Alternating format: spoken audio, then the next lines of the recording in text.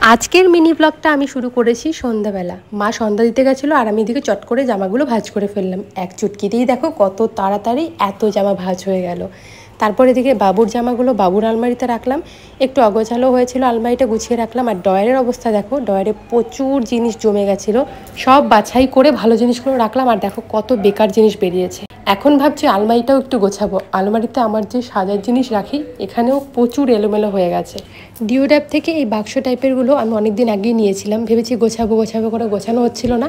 আজকে ফাইনালি গুছিয়ে ফেললাম। যেহেতু বাবু অনেকটা ছোট, ওকে সময় দিতে হয়, সংসারে কাজ করতে হয়, এই সব কাজে হাত দেওয়ার সময় পাই না, মনে হয় অনেকটা সময় লাগবে, তাই ভয় লেগে যায় আগের থেকেই।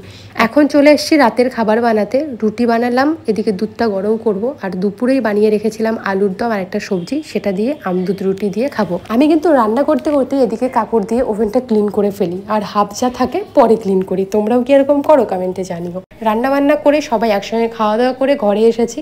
আর ঘরে আসার পর আমি চুলটাকে ভালো করে বেঁধে তারপর কিন্তু রাতে ঘুমাই। আর খুব টাইট করে বাঁধি না, হালকা করে। আর এই যে হাতে পড়ে না ক্রাঞ্চিস, এইগুলো কিন্তু খুব ভালো হয় সিল্কের, আর চুল ওঠে না। তাই জন্য এগুলো দিয়েই কিন্তু আমি চুল বেঁধে রাতে ঘুমাই। তো চলো আজকের ভিডিওটা এই পর্যন্তই। Good night.